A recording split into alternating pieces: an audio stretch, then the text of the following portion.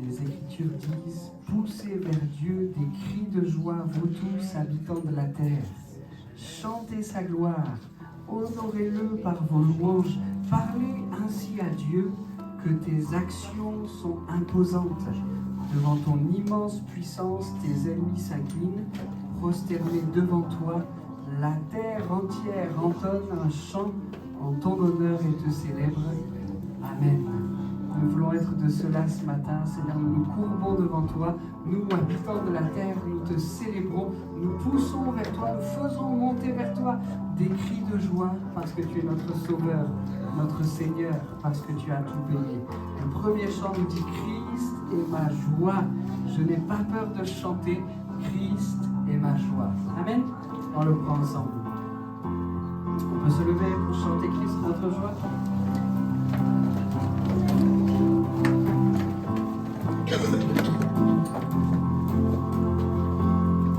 Tu es la lumière qui brille dans le noir. Oh, oh, oh. Tu es mon soutien, tu me redonnes l'espoir. Oh, oh, oh. Non, je n'aurai pas honte de proclamer que tout mon être, je veux le déclarer. Christ est ma joie. Christ est ma joie. Je n'aurai pas peur de chanter, pas peur de crier haut. Pourquoi me taire quand mon âme est accablée? Oh,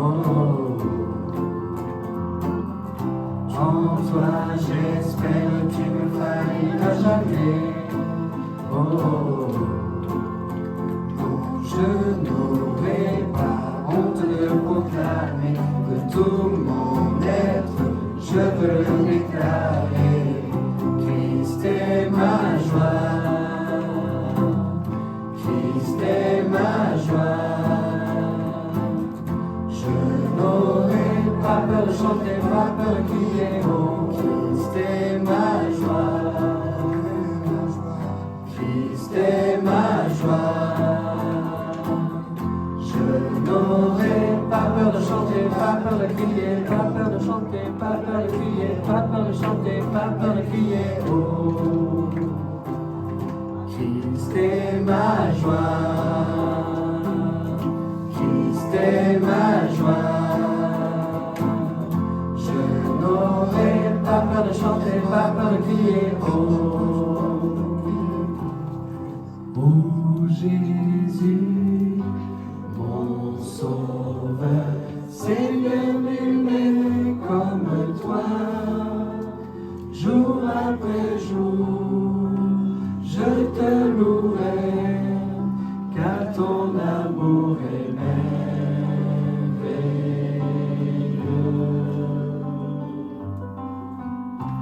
Mon abri, mon refuge, mon réconfort, mon rocher, tout ce qui vit, ce que je suis, ne cesse de t'adorer.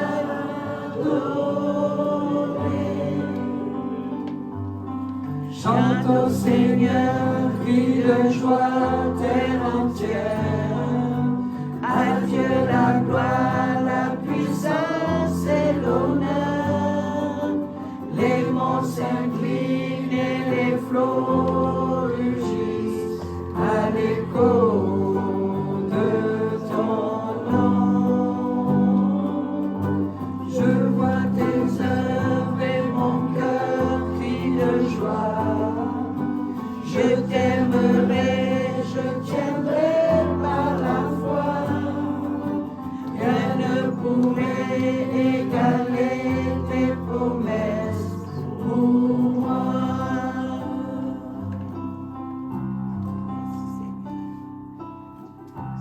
Oh Jésus, mon Sauveur, Seigneur, nul n'est comme toi. Jour après jour, je te louerai,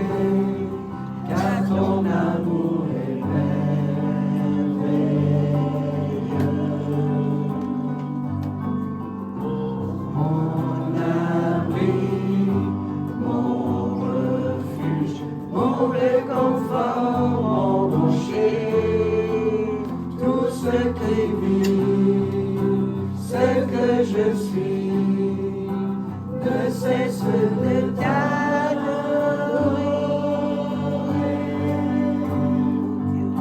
Chante au Seigneur, crie de joie, terre entière.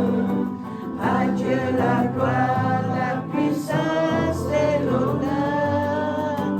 Les monts s'inclinent et les flots rugissent à l'écho de ton nom. Je vois tes œuvres et mon cœur crie de joie. Je t'aimerai, je tiendrai par la foi. Rien ne pourrait égaler tes promesses. Rien ne pourrait égaler tes promesses. Rien ne pourrait égaler tes promesses pour moi. Quelques voix déjà s'élèvent. Celui qui fit l'aveugle, viens me faire sortir du mal, viens me faire sortir du mal.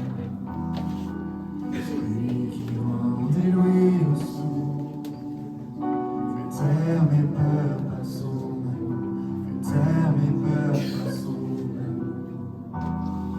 Oui, je crois en toi.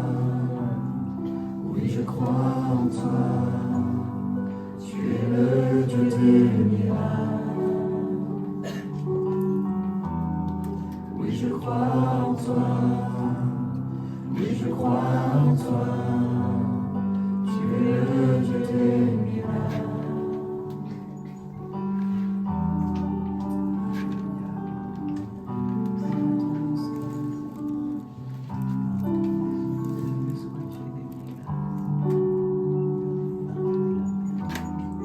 Celui qui sait faire l'impossible, le fort pour me rendre invincible, le fort pour me rendre invincible.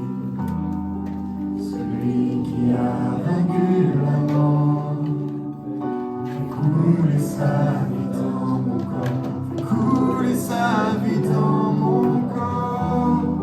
Oui, je crois en toi, oui, je crois en toi, tu es le Dieu des miracles. Oui, je crois en toi, oui, je crois en toi, tu es le Dieu des miracles. Oui, je crois en toi, oui, je crois en toi, tu es le Dieu des miracles. Oui, je crois en toi, oui, je crois en toi, tu es le Dieu des miracles.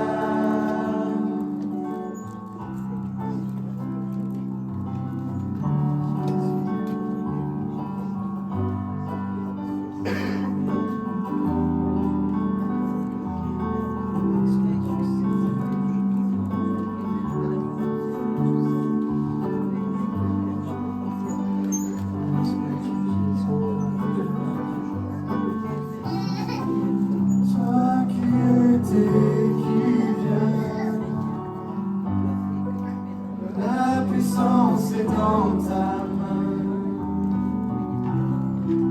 qui ramène à la vie. Tu es le Dieu des miracles, tu es le Dieu des miracles.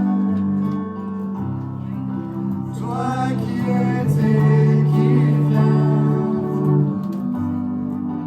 la puissance est dans ta main. Toi qui ramènes à la vie, tu es le Dieu des miracles, tu es le Dieu des miracles. Oui, je crois en toi, oui, je crois en toi, tu es le Dieu des miracles. Oui, je crois en toi, oui, je crois en toi, tu es le Dieu des miracles.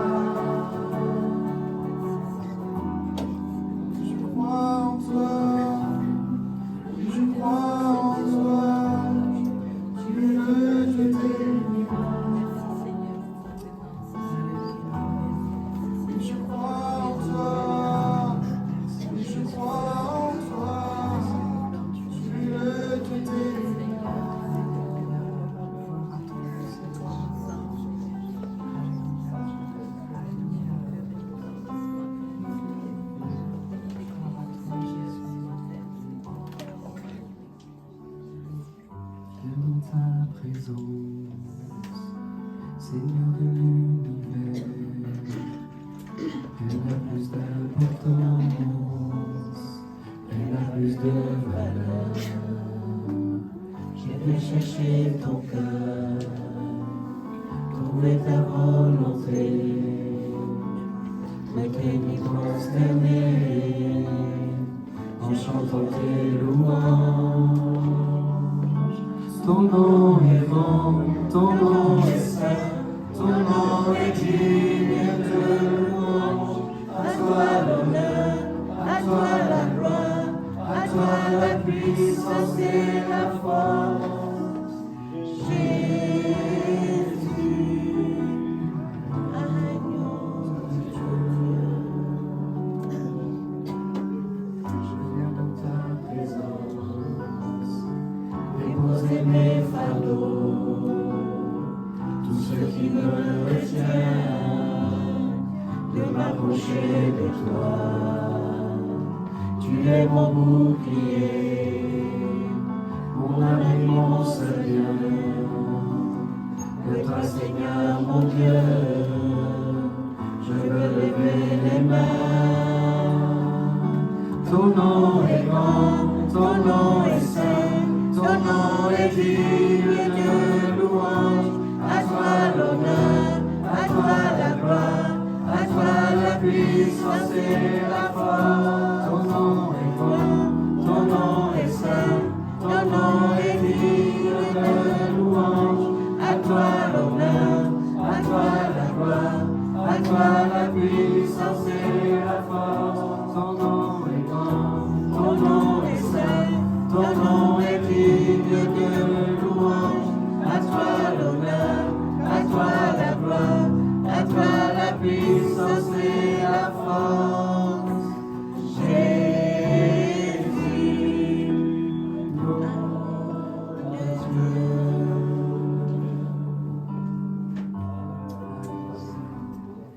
Les cieux proclament la gloire du ressuscité. Rien n'est égal à la beauté du Seigneur. À jamais il sera l'agneau sur le trône. Je fléchis les genoux pour l'adorer lui seul. Je veux chanter la gloire du ressuscité. L'agneau immolé nous a rachetés pour Dieu. À jamais tu seras l'agneau sur le trône. Je fléchis le genou pour t'adorer toi seul. Les cieux proclament la gloire du ressuscité. Rien n'est égal à la beauté du Seigneur. À jamais il sera l'agneau sur le trône. Je fléchis le genou pour l'adorer lui seul. Je veux chanter la gloire du ressuscité. L'agneau immolé nous a rachetés pour Dieu. À jamais tu seras l'agneau sur le trône. Je fléchis le genou pour t'adorer toi seul.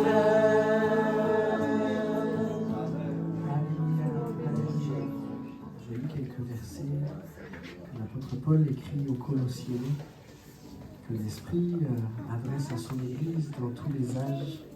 Il est lui-même la tête de son corps qui est l'Église.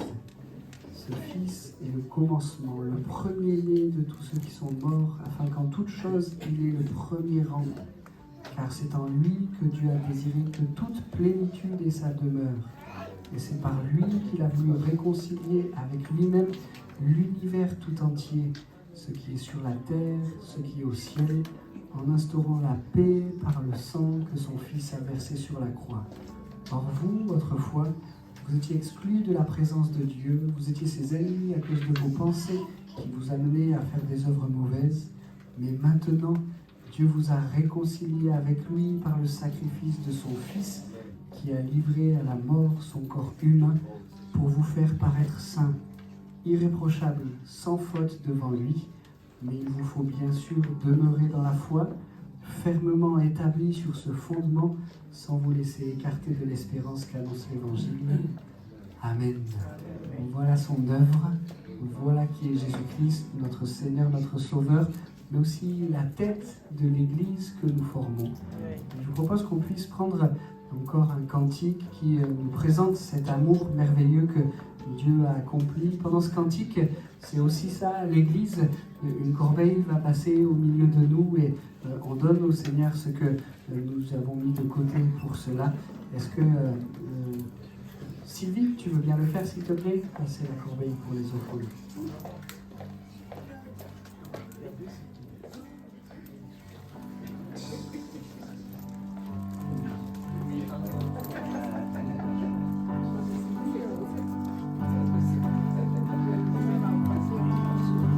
En toi les humbles sont bénis, en toi les faibles sont affermis, les cœurs brisés tu établis, nous donnons la vie, cet amour qui peut libérer, cet amour qui peut restaurer, nous appelle par notre nom, tu nous appelles par notre nom. C'est Dieu qui créa tout l'univers, c'est Dieu qui va mourir au calvaire, nous appelle par notre nom, tu nous appelles par notre nom.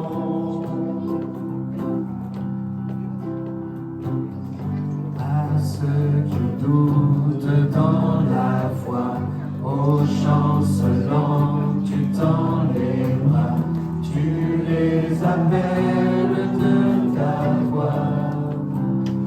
Venez à moi, cet amour qui peut libérer, cet amour qui peut restaurer, nous appelle par notre nom, tu nous appelles par notre nom.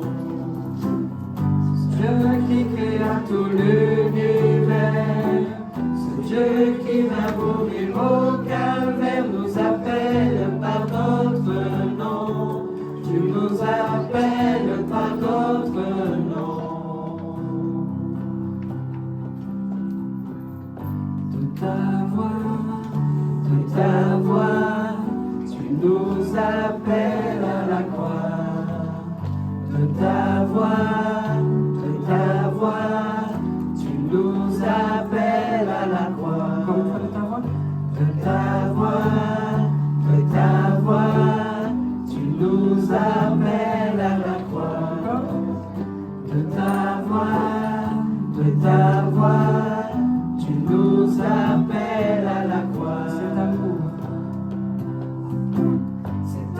amour qui peut libérer, cet amour qui peut restaurer, nous appelle par notre nom. Tu nous appelles par notre nom.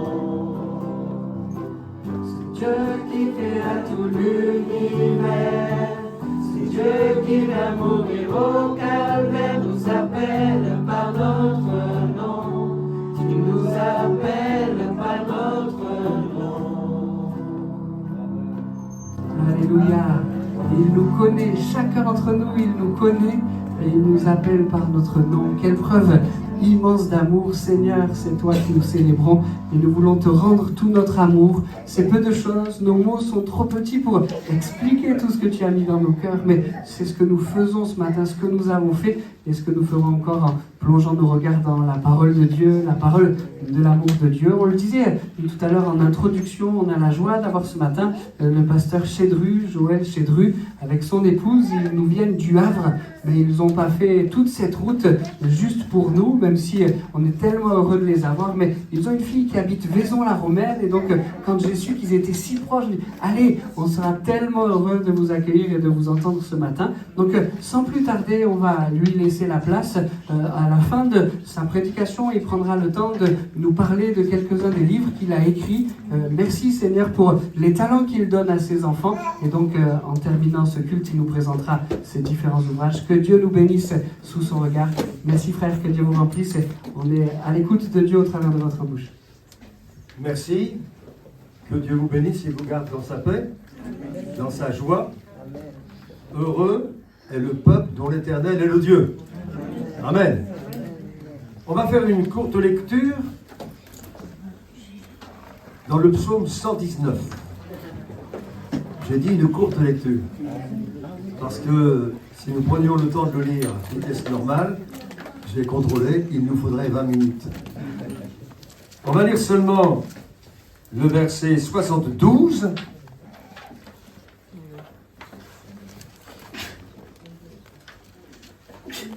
Psaume 119, verset 72. Vaut mieux pour moi la loi de ta bouche que 1000 objets d'or et d'argent. Amen. Mieux vaut pour moi la loi de ta bouche que 1000 objets d'or et d'argent. Quand on quitte la maison, on prend toujours tout notre or. On ne le laisse pas à la maison. On le prend toujours avec nous. Et tout ce que nous avons, mon épouse et moi, c'est ça. Mais la parole de Dieu est beaucoup plus précieuse que l'or et l'argent. Ils sont malheureux, ceux qui ne connaissent pas Dieu. Malgré leur richesse matérielle peut-être, mais heureux est le peuple dont l'Éternel est le Dieu, dont la loi divine est la base de notre foi. Verset 19, on aurait pu le lire. Je serre ta parole dans mon cœur afin de ne pas pécher contre toi. La version d'Arby a traduit, j'ai caché ta parole dans mon cœur. J'ai caché parce que, comme le dit l'Écriture, elle est pour nous un véritable trésor. Et un trésor, on ne le laisse pas traîner n'importe où. On le cache précieusement et nous cachons la parole de Dieu dans notre cœur. L'auteur français Frédéric Dard a écrit ceci, « L'échelle des valeurs est en train de perdre ses barreaux. » Quand nous considérons le monde dans lequel nous vivons, je ne sais pas s'il reste encore quelques barreaux à l'échelle des valeurs. On appelle bien ce qui est mal et mal ce qui est bien. Daniel Desbiens, un auteur québécois, a dit ceci, qui ne mise pas sur des valeurs sûres risque des ennuis futurs. Permettez-moi de dire à ma manière, celui qui ne mise pas sur la parole de Dieu va au-devant de gros soucis d'ennuis futurs. S'il est une valeur qui a beaucoup de valeur pour le chrétien né de nouveau attaché à Jésus-Christ, c'est bien la parole de Dieu, la Sainte Écriture. Plus précieux, c'est la version d'Arby, la version rabbinique qui a traduit ce verset 72 de cette manière. Plus précieux est pour moi l'enseignement de ta bouche que des milliers de pièces d'or et d'argent. Une pièce d'or, déjà, ça a de la valeur. Mieux vaut ou plus précieux est pour moi l'enseignement de ta bouche que des milliers de pièces d'or et d'argent. Psaume 119, toujours, verset 162, version Semeur. Je me réjouis de ta parole comme celui qui trouve un grand butin ou un grand trésor. Mon frère, ma sœur, quelle valeur attribues-tu à la parole de Dieu? Quelle place a-t-elle dans ton cœur, dans ton programme quotidien? Colossiens 3,16, version Nouvelle Bible seconde, parce que je cite différentes versions, moi, l'hébreu comme le grec, j'y perds mon latin. Alors je consulte de nombreuses versions. Que la parole du Christ habite en vous avec toute sa richesse. C'est bien d'avoir une Bible ou plusieurs Bibles chez soi, ou dans sa bibliothèque, sur sa table de chevet, mais l'important c'est qu'elle habite en nous, dans notre cœur, dans notre être intérieur. Lors du couronnement du roi de Grande-Bretagne, George VI, l'archevêque protestant de Canterbury, lui présenta la Bible en lui disant ceci: Majesté, nous vous offrons ce livre, la chose la plus précieuse au monde. N'est-ce pas vrai? Majesté, nous vous offrons ce livre. Un roi quand même. La chose la plus précieuse au monde. Vous savez que le Seigneur Jésus a reproché aux gens religieux de son temps, il a fait ce reproche particulier: vous annulez la parole de Dieu au profit de votre tradition. Vous avez enlevé, a traduit une version, la clé de la connaissance. Qui n'a jamais perdu ses clés? Qui n'a jamais cherché ses clés de voiture? Si vous ne trouvez pas vos clés de voiture, vous partirez à pied et la voiture restera au garage. Qui n'a pas cherché ses clés de la maison? Mais si vous êtes à l'extérieur, vous aurez de gros soucis pour rentrer. La clé, la parole de Dieu, Jésus l'appelle la clé de la connaissance. Vous savez que quand on étudie la Bible, par exemple, dans différents chapitres, nous avons ce que nous appelons le mot-clé. Le mot qui en fait résume le contenu du chapitre. C'est-à-dire le mot qui a une importance déterminante dans le chapitre. Et la parole de Dieu doit avoir une importance déterminante dans notre vie, dans le chapitre de notre vie, parce que ça dure que quelques dizaines d'années. Hein. Je vous souhaite longue et heureuse vie, et à moi aussi. Mais on sait bien qu'un jour, tant que Jésus n'est pas revenu, mais nous l'attendons tout notre cœur. J'aime cette traduction, nous l'attendons de toutes les fibres de notre être. Oui ou non? Vous m'attendiez un alléluia, moi. Viens Seigneur Jésus. Vous n'avez pas hâte? Quand j'étais responsable d'église et que des jeunes venaient m'annoncer qu'ils allaient se marier, me proposant une date, je leur disais, c'est pas sûr que je puisse être là. Parce que si Jésus revient la veille, moi je ne serai pas là. Et j'espère que vous non plus. Que le Seigneur attende quand même quelques jours. Nous avons, avec la parole de Dieu, le moyen de déterminer notre vie. Et il est important pour nous que nous retenions ce que le Seigneur Jésus enseigne. Malheur à vous, docteurs de la loi, vous avez enlevé la clé de la connaissance. La connaissance de Dieu, la connaissance de Jésus, la connaissance de sa parole, la connaissance de sa volonté, la connaissance de ses desseins bienveillants envers nous. C'est la clé de notre connaissance concernant les choses de Dieu et concernant l'éternité. Et vous savez que c'est une des ruses du diable de nous détourner de la parole de Dieu. Souvenez-vous, dans le jardin d'Éden, qu'est-ce qu'il a dit le diable sous la forme du serpent à nos premiers parents? Qu'est-ce qu'il a dit? Chut, le pasteur ne doit pas parler. Dieu a-t-il réellement dit? Semer le doute dans le cœur de l'être humain pour qu'il ne s'attache pas à la parole de Dieu. Et le but recherché de l'ennemi, Jésus le dit dans Luc 8, 12, pour les empêcher de croire et d'être sauvés.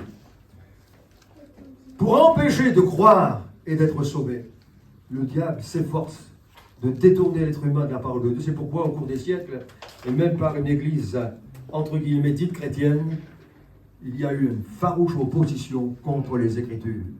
Il était interdit par les autorités religieuses de l'époque de donner la parole au peuple sous prétexte qu'il ne pourrait pas comprendre. Et il fallait surtout écouter le responsable religieux qui, lui, avait la connaissance, mais qui, malheureusement, déformait l'enseignement de l'Écriture. Relisez un peu l'histoire de l'Église au cours des siècles. Ça fait 2 ans. Au mois de juin 2022, l'Alliance biblique française a publié un sondage sur le rapport des Français avec la Bible. L'enquête, je cite, fait apparaître un net recul de lecture de la Bible. L'enquête conclut que le phénomène de déchristianisation de notre pays, la France, est bien plus profond que le seul effondrement de la pratique religieuse. Mais il semble que la lecture quotidienne de la Bible chez les chrétiens suit la même courbe descendante. J'espère que non. J'espère que vous lisez votre Bible, pas en entier bien sûr, mais que vous lisez votre Bible chaque jour. Pour certains, ils le font le soir, ils partent très tôt le matin. Le jour n'est pas encore levé à cause du travail. Et ils le font en fin de journée. Pour d'autres, ils le font dès le matin. Au milieu de la journée peut-être, peu importe. Mais l'important, je crois, c'est de lire chaque jour la parole de Dieu. Mon frère, ma soeur, est-ce que tu lis chaque jour la parole de Dieu? Tu ne peux répondre que par oui ou par non. Quelle place accordons-nous à la parole de Dieu dans notre programme quotidien? Psaume 119, verset 127, « J'aime tes commandements plus que leur vin. » Et nous, mes frères et sœurs. Croissez, écrit l'apôtre Pierre dans sa 2e épître, chapitre 3, verset 18, « Croissez dans la grâce et dans la connaissance de notre Seigneur et Sauveur Jésus-Christ. » Ça fait un petit bail quand même que j'appartiens au Seigneur. J'étais jeune homme quand j'ai donné ma vie au Seigneur, il y a quelques semaines de ça. Hein. Mais j'ai encore besoin de croître dans la connaissance de la personne infinie de notre merveilleux Sauveur. Croissez. Une fois, alors que mes 2 filles étaient petites à l'époque, il y a peut-être 6-7 ans, encore pas sûr, je suis allé faire une course avec une de mes filles et puis j'ai payé avec un chèque. Et en sortant du magasin, ma fille m'a dit « Papa, quand je serai grande, je ferai comme toi. Je paierai avec des chèques, comme ça je garderai mes sous. » Bon, depuis elle a compris. Mais ça vous fait sourire. Mais enfant, elle savait qu'elle deviendrait grande. Elle savait que le principe de la vie, c'était de grandir. Qu'elle ne resterait pas petite fille. L'Écriture nous parle, sous la plume de l'apôtre Paul, de ceux qui sont restés des bébés en Christ, des enfants en Christ, qui ont la vie, mais qui ne grandissent pas. Imaginez dans un couple une naissance. On appelle ça un heureux événement. Imaginez que l'enfant qui vient de naître, qui mesure 52 cm, qui pèse 3,8 kg, qu'au bout de 6 mois, ça soit toujours pareil. Qu'au bout d'1 an, ce soit encore pareil. Qu'au bout de 5 ans. Mais ceux qui étaient pour le papa et la maman un heureux événement, ne croyez-vous pas que cela deviendrait une grande souffrance? Qu'est-ce que vous en pensez? J'aime bien le contact avec l'auditoire, hein. N'hésitez pas de me répondre. Hein. Eh oui. Quand un chrétien se convertit, quand un païen se convertit et devient chrétien, qu'est-ce qu'il y a dans le ciel? De la joie. Mais est-ce que le Seigneur se réjouit si au bout de X années de vie chrétienne, n'avons pas grandi, n'avons pas progressé dans la connaissance du Seigneur et dans la connaissance de sa parole? J'aime tes commandements. Et le frère l'a cité tout à l'heure, dans une de ses expressions, plonger nos regards dans la parole. C'est ce que l'apôtre Jacques nous invite à faire. Je sais nager, mais je ne suis pas un champion. Et quand je nage toujours la tête hors de l'eau. Mais vous, certainement comme moi, vous avez vu des vidéos du commandant Cousteau, des merveilles des fonds marins. Hein? Il y a des poissons formidables, des couleurs magnifiques. C'est extraordinaire. Ce qu'on ne voit pas. Quand je nage, je vois que de l'eau, que de l'eau, que de l'eau. Si le ciel est bleu, l'eau est bleue. Si le ciel est gris, l'eau est grise. Je ne vois rien d'autre. Mais si je plonge, je l'ai fait quelques fois, mais je n'aime pas trop. Si je plonge et que j'ouvre les yeux, je découvre des merveilles. C'est pas en lisant la Bible superficiellement, comme ça, vite fait, bien fait, que je vais découvrir la richesse de Dieu. Mais c'est en plongeant mes regards. En disant, comme le psalmiste le dit, Seigneur, ouvre mes yeux pour que je contemple les merveilles de ta loi. Nous avons besoin de l'assistance du Saint-Esprit pour nous faire comprendre les richesses de la parole de Dieu. La connaissance de la parole de Dieu est une source d'enrichissement. Rappelez-vous de l'entretien de Jésus avec la Samaritaine. Je cite seulement ces quelques mots. Si tu connaissais celui qui te parle, tu lui aurais toi-même demandé à boire et il t'aurait donné de l'eau vive. J'attire votre attention sur les 3 verbes employés par Jésus. Si tu connaissais, tu lui aurais demandé et il t'aurait donné. C'est-à-dire que la méconnaissance de la parole de Dieu nous empêche de nous enrichir. Mais que la connaissance de la parole de Dieu, par une méditation quotidienne, nous amène à découvrir les richesses de Dieu. Si tu connaissais, tu lui aurais demandé et il t'aurait donné. Quand j'avais 18 ans, avec mon père et quelques jeunes de l'église, nous sommes partis en vélo depuis Rouen, ma ville natale, jusqu'en Suisse. J'étais jeune, je ne le ferai plus aujourd'hui. Hein. À l'époque, il y avait beaucoup moins de circulation, c'était en 1957. Et nous sommes arrivés donc en Suisse, où mon père avait un ami, un Suisse, de 80 ans à l'époque, qui habitait au bord du lac de Genève, à Vevey. Je ne sais pas si vous connaissez, mais à Vevey. Et puis, ce frère, j'ai entendu son témoignage. Il avait une petite, quelques vignes, une petite fermette, mais l'hiver, dans les vignes, il n'y avait rien à faire. Alors, avec quelques chrétiens, ils étaient 5 ou 6, ils se réunissaient, quand le temps était vraiment mauvais, ils se réunissaient chez lui, et ils étudiaient la parole de Dieu, chapitre par chapitre.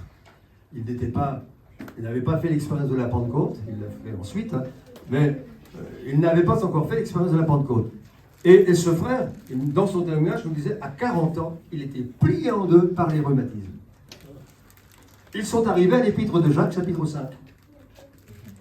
Il n'avait jamais étudié ce chapitre. Et un des frères a dit, mais la parole de Dieu, c'est encore valable aujourd'hui.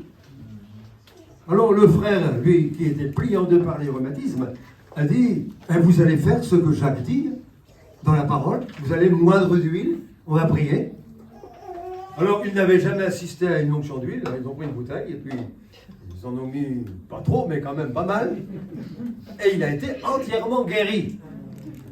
Il avait 80 ans, j'avais 18 ans, on a fait une promenade en montagne. Eh bien, pourtant, j'étais venu de Rouen avec d'autres jeunes, en vélo. Eh bien, croyez-moi, pour le suivre, il fallait le suivre. Quand Dieu guérit, il le fait parfaitement. Si tu connaissais la parole, si tu connaissais celui qui te parle, tu lui aurais demandé et il t'aurait donné. Mes frères et sœurs, la connaissance de la parole de Dieu est une véritable source d'enrichissement.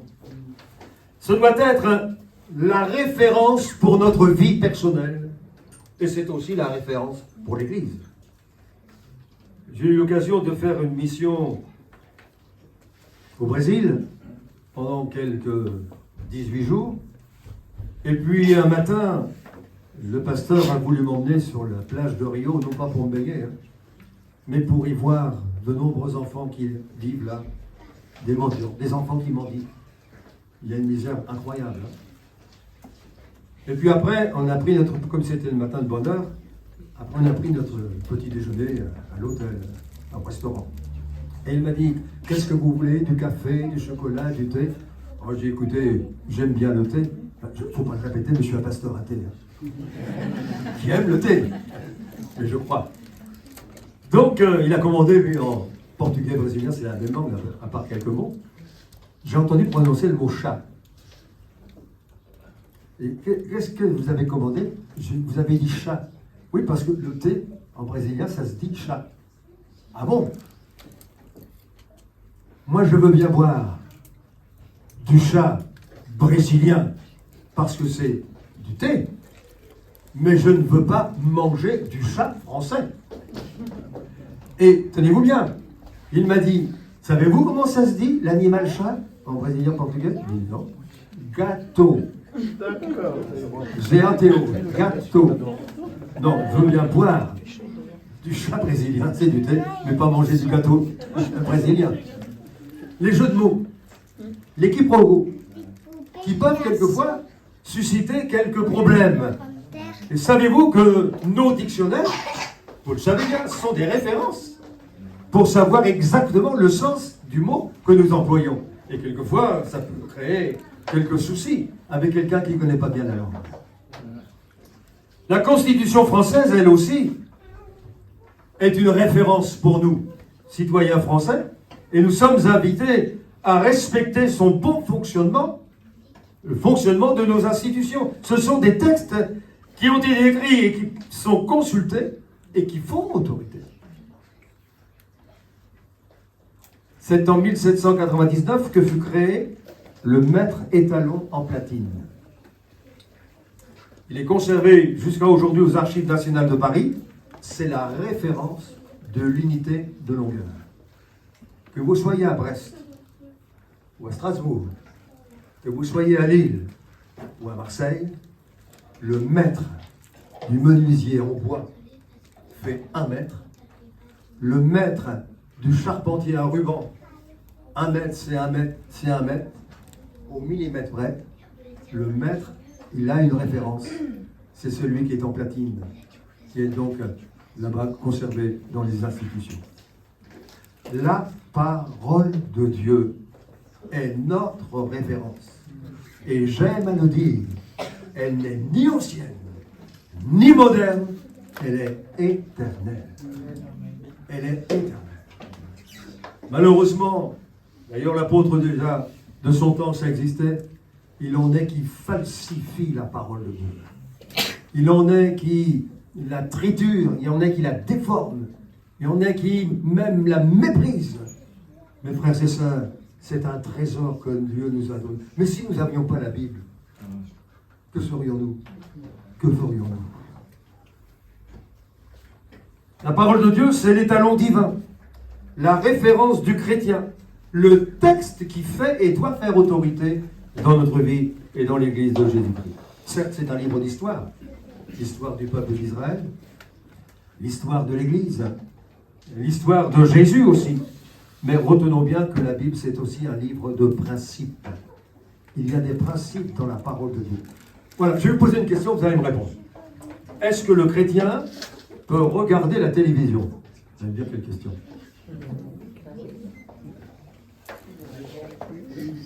Ah, je vais vous dire oui. Mais en gardant ce principe biblique, écrit dans la parole de Dieu, j'ai oublié la référence, je ne mettrai rien de mauvais devant mes yeux. Comprenez? On vit avec son temps. Je vous avoue que moi j'aime bien regarder, comme c'est pendant la période des vacances, les arrivées du Tour de France. J'ai fait du vélo, mon père était cycliste amateur avant sa conversion. Oh, rien de mal. Je ne mettrai rien de mauvais devant mes yeux. La parole de Dieu a de nombreux principes. L'apôtre Paul écrit aux Corinthiens, il parle de ces principes de vie chrétienne, ou selon notre version, mes règles de conduite qui lui sont dictées par l'Écriture. La vérité, l'honnêteté, la droiture, la justice, la fidélité, l'amour du prochain doivent être, et bien d'autres encore, des principes qui doivent diriger toute notre vie. La parole de Dieu n'est pas désuète, elle n'est pas dépassée. Ces principes demeurent toujours les mêmes. tout chrétien réellement né de nouveau attache une grande importance à la parole de Dieu. Je serre ta parole dans mon cœur, afin de ne pas pécher contre toi. Psaume 119 encore, verset 24. Tes préceptes font mes délices, ce sont mes meilleurs conseillers. Ou comme l'apôtre Paul a écrit dans Romains 4, verset 3, dans le doute, l'inquiétude ou la perplexité, voilà ce qu'il écrit. Que dit l'Écriture? Eh oui, que dit l'Écriture? Doit être notre ligne de conduite. La parole de Dieu, c'est la racine et le fondement de notre foi. La foi vient de ce qu'on entend, écrit Paul. Et ce qu'on entend vient de la parole de Christ. Deux fois, la Bible compare le croyant à un arbre. Je cite rapidement Psaume 1er, versets 2 et 3. Celui qui trouve son plaisir dans la loi de l'Éternel et qui la médite jour et nuit, il est comme un arbre planté près d'un courant d'eau qui donne son fruit en sa saison. Et Jérémie 17, 7, 8. Béni soit l'homme qui se confie dans l'Éternel et dont l'Éternel est l'espérance. Il est comme un arbre planté qui étend ses racines vers le courant. Son feuillage reste vert et il ne cesse de porter du fruit. Ah, il y a de beaux arbres. Des arbres formidables. Une tempête. Le vent souffle. Des feuilles se trouvent arrachées. Des branches même se trouvent arrachées. L'arbre a perdu ses fruits qu'il portait peut-être. Des branches. Mais il est resté debout. Il était bien planté. Il était bien enraciné. J'ai entendu ce matin d'approfondir nos racines. Vous avez remarqué? Le Seigneur nous a invités ce matin à approfondir nos racines. Les racines, ça ne se voit pas. Les feuilles, les branches, les fruits, on les voit. Les racines, ça ne se voit pas. Un arbre pourrait parler, il nous dirait « Coupez-moi mes branches », d'autres pousseront. « Enlevez mes fruits, j'en porterai l'année prochaine. » Mais il nous dirait « Surtout ne coupez pas mes racines, ce serait ma mort. » Mon frère, ma soeur, il est important dans les temps que nous vivons aujourd'hui, plus que jamais, de veiller à enraciner notre foi dans la parole de notre Dieu. Car sans racine, c'est la catastrophe, c'est la mort. Un proverbe congolais dit ceci: la force du baobab est dans ses racines. Paul écrit aux Colossiens, chapitre 2, verset 7, parole vivante, que les racines de votre être s'implantent toujours plus profondément en Christ, construisez toute votre vie sur lui. Et il écrit aussi ceci, étant enraciné et fondé en Christ. Deux choses qu'on ne voit pas, les racines et les fondations. Vous avez tous vu la Tour Eiffel, si ce n'est pas en vrai à Paris, ou au moins à la télévision lors d'un reportage quelconque. Nous avons tous vu une reproduction de la Tour Eiffel. Eh bien, j'ai eu la curiosité de regarder. Et j'ai découvert donc qu'elle culmine aujourd'hui, un peu plus, elle a grandi, oui, à 324 mètres de hauteur, à cause, je crois, des antennes qui sont installées. Elle pèse 9700 tonnes. Il a fallu de solides fondations, 12 000 mètres cubes de béton, etc. Et vous la voyez, cette belle tour Eiffel qui fait la fierté de la France. Mais les racines, vous les voyez? Il n'y a pas de racines. Les fondations, vous les voyez? Non? Et quand il y a eu cette fameuse tempête du 26 décembre 1999, pas si vous vous en souvenez, les dégâts qu'il y a eu, eh bien, la tour a résisté aux rafales de vent violents qui ont dépassé à son sommet les 216 km/h, l'anémomètre s'étant bloqué à son maximum. La tour Eiffel a oscillé, mais elle est restée debout, parce qu'elle a été bâtie sur de bonnes racines, de bonnes fondations. Racines, j'aimerais que vous reteniez cela, mes frères et sœurs, même si vous oubliez tout le reste. Les racines et les fondations, c'est capital. Ça ne se voit pas. Quand nous creusons en méditant la parole de Dieu, Prions le Seigneur de nous ouvrir le cœur et l'esprit pour comprendre, afin de découvrir ces merveilles. Alors nous nous enracinons dans le Seigneur. Nous nous enracinons, nous avons des fondations qui sont solides. L'homme prudent, dit Jésus, qui bâtissant une maison a creusé profondément et posé le fondement sur le roc, les vents ont soufflé, se sont jetés contre cette maison, elle n'est point tombée parce qu'elle était fondée sur le roc. Creuser, c'est aussi approfondir. Les plantes, on les voit, mais pas les racines. Et pourtant, elles sont capitales. Il y a ce qui voit, il y a ce qui ne se voit pas. Il y a ce texte de l'Écriture où Jésus dit que votre lumière luise devant les hommes afin qu'ils voient vos bonnes œuvres. Que par votre vie, vous puissiez démontrer que votre foi, c'est quelque chose de concret, d'authentique, que vous vivez quotidiennement. Qu'ils voient vos bonnes œuvres. Mais aussi ce qui ne se voit pas. Jésus dit quand tu pries, entre dans ta chambre, ferme ta porte et prie ton Père qui est là dans le lieu secret. Et ton Père qui voit dans le secret te le rendra. C'est une question d'une extrême importance. Quand j'ai fait mon service militaire, j'en ai fait une partie en Allemagne, 14 mois, et une autre partie en Algérie, 14 mois.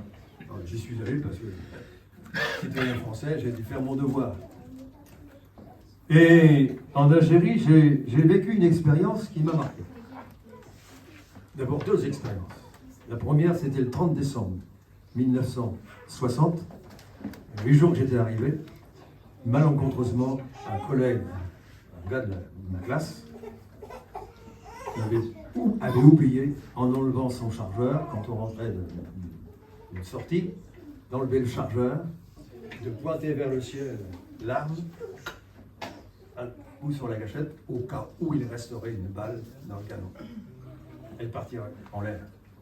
Il avait oublié de le faire, il avait enlevé le chargeur. Et en manipulant son arme, malencontreusement, une balle est sortie. Elle est venue taper le mur à 30 cm à gauche de ma tête. Il ne fallait pas beaucoup au départ. Hein. Béni soit Dieu. Le pasteur, avant que je quitte, m'avait lu ce texte du psaume 91. Que 1000 tombent à ta droite, 10 000 à ta gauche, tu ne seras pas atteint. C'est ce que le Seigneur a fait dans sa grâce. Mais une autre expérience qui m'a marqué, c'est que je logeais, on était 18 gars, on logeait au poste, au PC, au poste de commandement. Mais nous, on était dans une baraque. Les officiers, eux, étaient dans une belle villa qui leur servait de poste de commandement. Et nous, les soldats, on était dans une baraque en planche, avec toit tôle, avec la chaleur, pour vous dire ce qu'on a pu souffrir. Et puis on a été avertis un jour, attention, on a eu des infos, les FEL, les Pélagas, donc ceux qui étaient contre la France, vont nous attaquer cette nuit. Alors, vous avez beau être chrétien, quand vous entendez ça,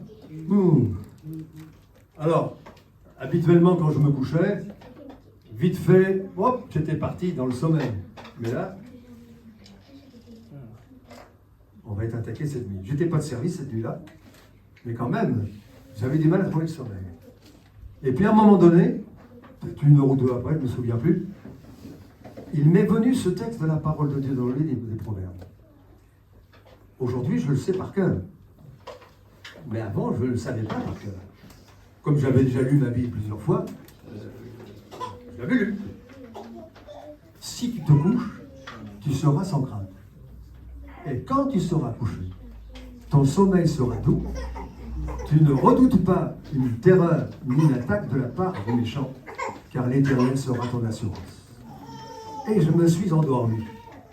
Et il ne s'est rien passé. Alors, est-ce que le Seigneur a changé le plan de l'ennemi? J'en sais rien. Mais peu importe. Moi, ce que j'ai expérimenté, c'est que Jésus a dit, je vous rappellerai ce que je vous ai enseigné. Mais comment voulez-vous que le Seigneur nous rappelle ce qu'on n'a jamais lu? Alors, bien sûr, on n'a pas une mémoire d'ordinateur. On lit et on oublie. Mais au moment opportun, quand nous en avons besoin, dans la circonstance présente, le Saint-Esprit est capable de nous rappeler ce que nous avons lu. C'est ce qu'il m'a permis de faire comme expérience. Oui, la parole de Dieu est une richesse. La parole de Dieu est une véritable richesse. Et mes frères et sœurs, je vous en supplie, au nom du Seigneur Jésus, peut-être que je m'adresse qu'à une seule personne, ou plusieurs, je ne sais pas. Ne négligez pas la parole de Dieu. Vous nourrissez votre corps, vous avez raison, votre âme a beaucoup plus d'importance. Votre vie physique, bien sûr qu'on y tient à ce qu'elle soit en bonne forme, mais ayons à cœur d'être en bonne forme spirituelle, afin d'être entre les mains de Dieu des instruments utiles à la gloire de son nom. Amen. Je serre ta parole dans mon cœur. J'ai caché ta parole dans mon cœur, afin de ne pas pécher contre toi. Ta parole vaut mieux pour moi que des milliers de pièces d'or et d'argent. Que Dieu vous bénisse. Amen. Je donne le micro. Je pensais que vous alliez poursuivre avec la présentation des livres. Mais on peut prier et puis je vous rends le micro. Seigneur, merci pour ta parole. C'est vrai qu'elle est précieuse pour nous. Elle est un trésor. Et nous voulons la serrer sur notre cœur, Seigneur, de manière quotidienne. Seigneur, nous voulons y plonger nos regards, Seigneur, pour y trouver tout ce que tu voudras nous donner. Je veux te prier pour cet auditoire, te demandant de nous attacher chacun et tous encore un peu plus fermement à cette parole bénie. Je veux te prier pour mon frère, le pasteur Joël Chédru, son épouse, te demandant de les bénir également, de leur accorder tes grâces, ton soutien, ton secours. Merci pour ces moments qu'ils passent en famille. Tu les raccompagneras également aussi, Seigneur, que ta grâce, que ta bénédiction soit sur eux pour ta gloire, Jésus. Amen. Amen. Amen.